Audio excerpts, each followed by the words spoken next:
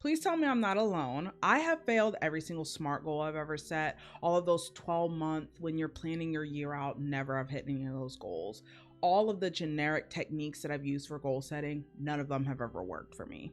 So last year I focused on systems instead of goals. And baby, when I tell you I was accomplishing goals left and right and still am. So if you always feel like you're quitting your goals, you're making the wrong goals, your goals aren't super realistic or attainable, that's why I'm making this video, babes, because I want to help all of us. We need to start setting systems instead of just looking at goals. First, we're going to get into why systems are better than goals. Where people tend to go wrong is they hyper focus on the goal, which is the outcome, instead of figuring out the system, which is the processes that are going to get them to that goal. And when you switch from focusing on the end goal, which is this far away thing like, oh, maybe I'll get there, maybe I won't, to what can I actually do on a daily basis, that's when you start succeeding, because now you actually have a roadmap. You also get faster wins on a system because you get immediate clarity and you know what your next step is. So now we see how cute and lovely systems are. So now we need to do the next thing, which is how to set realistic goals. So there are several different things you have to do when you're setting realistic goals. The first one is you need to check your priorities. Think about where this goal or where these systems lay in your life. Is this a high priority thing, medium, low?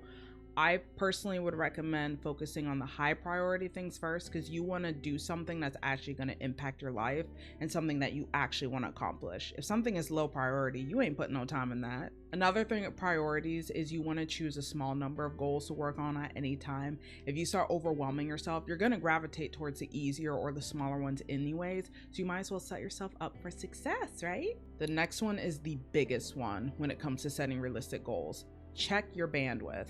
When you are setting a goal, you need to set it to what your current bandwidth is, not what you want your output to be. Like for me, I have a super low bandwidth naturally. When I was streaming, I would stream like 1 time a week, y'all. So a goal of me to stream 4 times in 1 month was very feasible, very doable. And because I was going off of my current bandwidth, it was going to be easier for me to be consistent with it because I knew I could do it.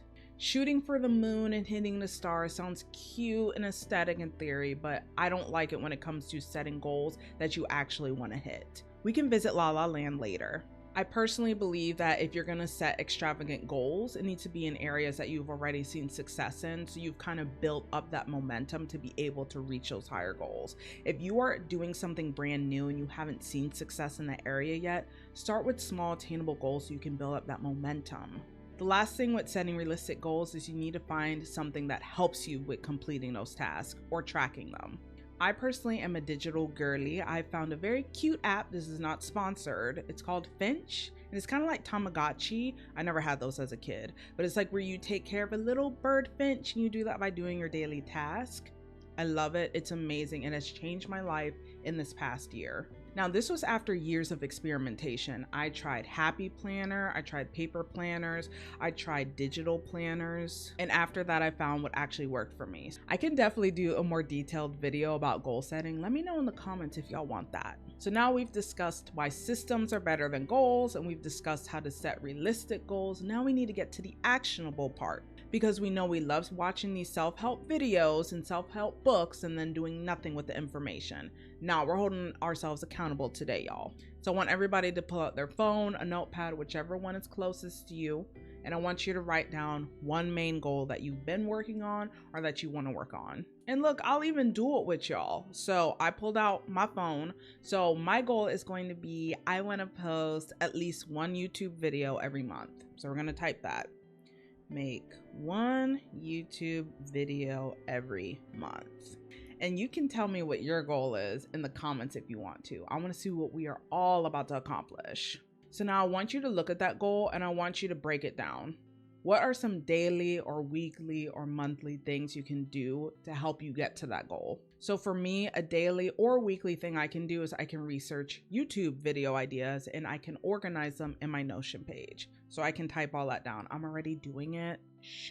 But that's what I would write down in my case. And for weekly things, I have a co-working stream that we do here on this channel on YouTube, y'all. I can use that time to plan out my YouTube videos. And then I can film and edit on days where I'm not doing co-working streams. Something I need y'all to remember is willpower and motivation are temporary and fleeting, and the only way you're going to meet your goals is by building habits that are sustainable and disciplined. And always remember that if you don't meet a goal that you feel like you were trying really hard at, don't consider that to be a failure. So what I like to do is I like to step back, evaluate what happened, what did I like, what didn't I like, and then with the information I've learned, I figure out, do I want to try this again or do I want to pivot completely away from it? So if you want to achieve more in 1 month than most people do in 12 months, then you really need to stop focusing on that end goal that is so far away and start instead focusing on those daily, weekly, or monthly systems that you can do.